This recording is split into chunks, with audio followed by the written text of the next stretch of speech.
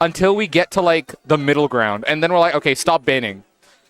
I think that's a good one. I think that's actually a good one. All right, Maher MG. So the streets are saying this is going to be a good set, but the streets are also saying that Maher only got 3 hours of sleep last night, but whose fault is that? Not ours, I guess. So if he gets his ass cheeks clapped, then, well. No, dude, do you remember when I brought up the rule about floaty dittos, or just like 2 floaty things cannot, like Dreamline is banned in floaty dittos? Do you remember that rule when I brought that up back in like 2022? And then everyone called me crazy? Dude, look at where we are. What is going on here?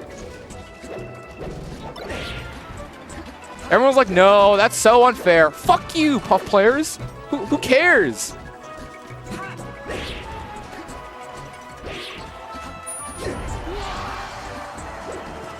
Yeah, I don't know. I mean, at least we still get this set every week, which is always nice. I was really kind of hoping for like a Mana win because, you know, it's his return tournament, and it would have been really funny for PR data. But now Mana has to play the winner of Inferno Jesus and Medley, which is happening in front of me.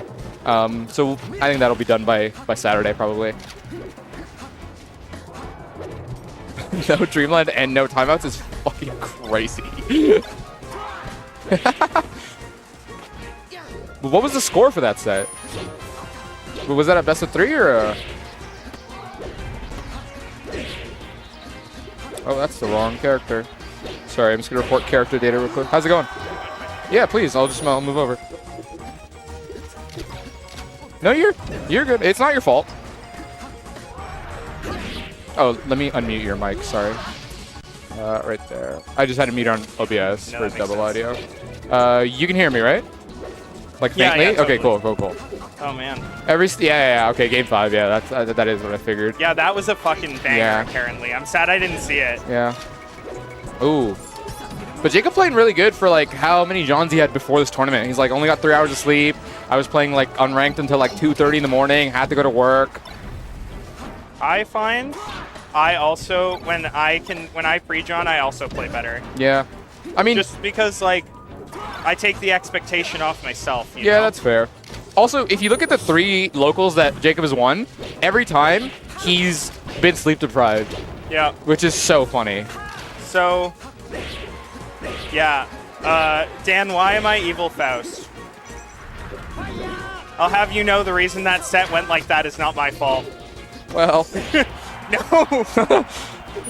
Can't be sets go 2 ways, you know? When you're playing when you're playing when you're playing the top tier in that matchup, it's hard to say it's not it's not even partly your fault. Yeah. Hey man. You gotta do what you gotta do. Hey, what's it called? Fucking Matt trying to make me feel bad for him when we play. So I'm sorry, man. It's fine. I'm counterpicking Battlefield here. Interesting. I don't know. Yeah, I guess it is interesting. Oh, right, because he doesn't go. Oh my God, that's crazy. Oh, never mind. I guess Jacob doesn't go FD typically because Jacob doesn't want to fight the Falcon. Yeah, well, he did last week, and then. But Jacob lost to the Falcon last week. Yeah, he kind of got. Yeah. Actually, it felt like Jacob was winning, and then Mike just like would pull a random, like a crazy conversion out of his hat and then win the game. Anyway. Yeah. No, it was really, it was just great gameplay, and I think he's getting way more confident in the Falcon now. That I think other people are genuinely afraid of facing it, because one, it's such a change of pace in this matchup. Because Falcon just throw himself at you sometimes, whereas Fox, you know, has a lot more laid-back options where he can just do shit like this on the platforms, whereas Falcon kind of attacks you more horizontally. Yeah.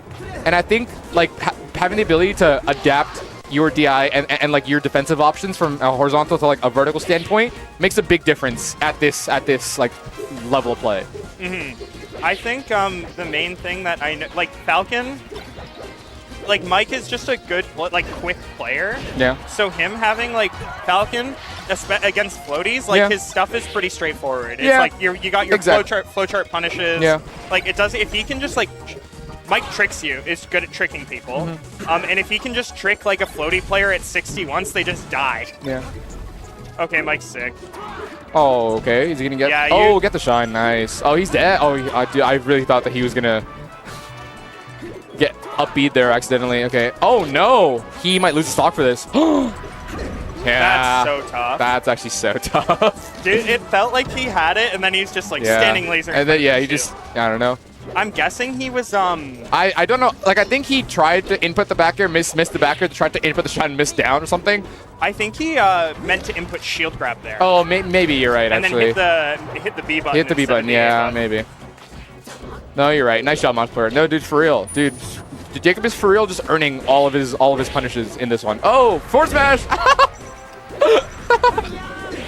Yeah, so that's game 2. Pretty clearly in like Jacob's favor. It feels like Jacob's just like hitting every punish. Jacob is hitting. Playing, except for game 1, tight. he missed a pretty crucial edge guard, but Mike missed one back, so then Jacob got that game. But I think other than that, you're right. I think one weirdly like signature move that Jacob always has in some of these sets is he fucking sucks at the down air like spike hitbox, and he hasn't missed a single one yet. Jacob Jacob at Battle of BC didn't know, or I still don't know if this is true because Jacob is way better at the game than me. But the down air spike of Marth is the tipper part of the move, right? Jacob didn't know that at Battle of BC. I'm like, what? Really? Like, what the fuck are you saying, brother? Wait, I actually. I'm pretty sure it's the tipper part. I'll check. I need data. I just am like, I'm just not trying to get hit by it, you know? You need to go out, and something I've been realizing is like, if Marth does the side B in like at an unreactable distance, you can just go out and hit him every time. Okay. Like Fox can dash shine every time. Okay. I just back air it now. This is something I learned today. So by now, I mean like the habit that I worked on changing today, and probably might not even come up when I play Jacob today. Yeah, that's fair. So, but okay, so we got some info that's saying that when the sword is behind him, it's the tipper, but when it's in front of him, the hitbox is just the entire which makes sense because that makes sense for the early dares that he's getting. Feels like this is something that Jacob does really well. I think is like Jacob conditions. By like playing in the ranges that he does, he conditions shield really well. Yeah. And then he gets someone to the point here where Jacob has just spammed shield for the last half minute, and then Mike has not grabbed once. That is true. Oh my god. Okay, yeah, fair enough. Hey, he gets one on the board, but this set's looking fucking Jover. Also, real K-Gas. Tyler did say Maher is the only interesting part. Maher and Rom are the only interesting melee players in Toronto. He's and now we're going, let's go, Mike? Oh my goodness. What am I looking at? I think Mike is definitely like the, I don't know if I would say most interesting, but he's probably like the most fun to watch player of all of like the people who show up here to me. Like I think Jacob is really interesting because of the way he always comes back with new shit. Yeah. Like super new shit every time. Jacob is like a chronic labber, like low key. Or I guess labber's not the right word. He's just like, he practices situations a lot. Jacob puts more effort into improving than I think the next, like, he puts in by far more than everyone than Kurt. But